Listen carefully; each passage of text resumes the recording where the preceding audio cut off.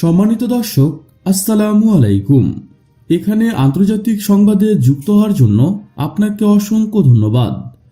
জানিয়ে দিচ্ছি আমাদের হাতে থাকা সর্বশেষ আপডেট। ইরানিদের রেডি 100 মিসাইল, 150টি ড্রোন। ইসরায়েল যুক্তরাষ্ট্রকে গুঁড়িয়ে দিতে নোটিশ দিয়েছে ইরান। সম্প্রতি ইরানের পাল্টা হামলার সিদ্ধান্ত ছাড়াই শেষ ইসরায়েলের মন্ত্রিসভার বৈঠক। ইরানের ড্রোন ও ক্ষেপণাস্ত্র হামলার পর পাল্টা হামলার বিষয়ে সিদ্ধান্ত নিতে মন্ত্রিসভার বৈঠকে বসেছিলেন ইসরায়েল। তবে বৈঠকটি কোনো সিদ্ধান্ত ছাড়াই শেষ হয়েছে।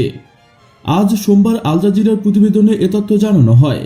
ইসরায়েলের মিত্রশক্তি মার্কিন যুক্তরাষ্ট্র দেশটিকে সতর্ক করে দিয়েছেন যে যুক্তরাষ্ট্র ইরানের বিরুদ্ধে ইসরায়েলি পাল্টা হামলায় যোগ দেবে না। বিবিসির প্রতিবেদনে বলা হয়, হোয়াইট হাউস ইসরায়েলকে সতর্ক করেছে যে তারা ইরানের বিরুদ্ধে কোনো প্রতিরক্ষামূলক হামলায় যোগ দেবে না।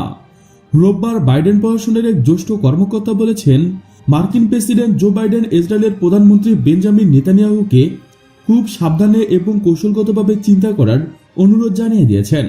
তিনি বলেন, যুক্তরাষ্ট্র ইসরায়েলকে রক্ষা করবে, তবে ইসরায়েলের কোনো প্রতিক্রিয়া অংশ নেবে না। গত সপ্তাহে সিরিয়ায় ইরানের দূতাবাস প্রাঙ্গণে ইসরায়েলি হামলার পর পাল্টা হামলা হিসেবে শনিবার ইসরায়েলকে কয়েকশো ড্রোন ও ক্ষেপণাস্ত্র নিক্ষেপ করেছে ইরান।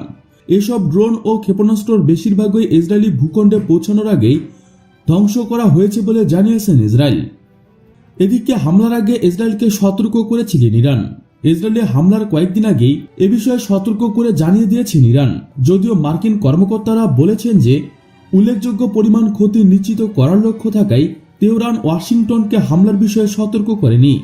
আজ সোমবার রয়টার্সের প্রতিবেদনে বলা হয়েছে, তুরস্ক, জর্ডান ও ইরাকের সামরিক কর্মকর্তারা বলেছেন যে ইসরায়েলের ড্রোন ও ক্ষেপণাস্ত্র হামলার কয়েকদিন আগেই বিস্তৃত নোটিশ দিয়েছে ইরান। ইরানের পররাষ্ট্রমন্ত্রী হোসেন আমির আবদুল্লাহিয়ান বলেছেন, হামলা চালানোর বিষয়ে ইরান প্রতিবেশী দেশ ও ইসরায়েলের মিত্র যুক্তরাষ্ট্রকে 72 ঘন্টার নোটিশ দিয়েছেন। তুরস্কের পররাষ্ট্র মন্ত্রণালয় জানিয়ে দিয়েছেন, তারা হামলার আগে ওয়াশিংটন ও তেহরান উভয়ের সঙ্গে কথা বলেছিল।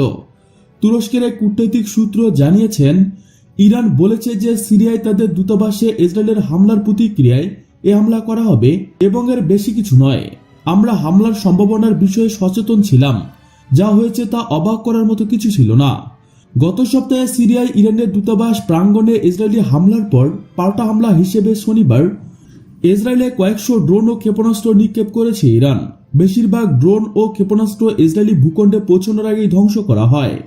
যদিও মার্কিন প্রেসিডেন্ট জো বাইডেনের প্রশাসনের একজন জ্যেষ্ঠ কর্মকর্তা ইরানের পররাষ্ট্রমন্ত্রীর দাবি অস্বীকার করে বলেছেন, ওয়াশিংটন সুইস মধ্যবর্তীকারীদের মাধ্যমে ইরানের সঙ্গে যোগাযোগ করেছিল, কিন্তু 72 ঘন্টা আগে কোনো নোটিশ পায়নি।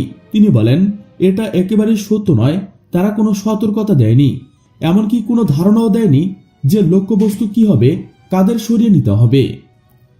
সুপ্রিয় বন্ধুগণ, সর্বশেষ একটি অনুরোধ, ভিডিওটি ভালো লাগলে আপনাদের ফেসবুকে শেয়ার করুন। নিয়মিত আন্তর্জাতিক সংবাদ পেতে চ্যানেলটি সাবস্ক্রাইব করে বেল বাটনে ক্লিক করুন। লাইক, কমেন্ট, শেয়ার করতে একদমই ভুলবেন না। আজকের মতো পর্যন্তই, দেখা হবে পরবর্তী ভিডিওতে।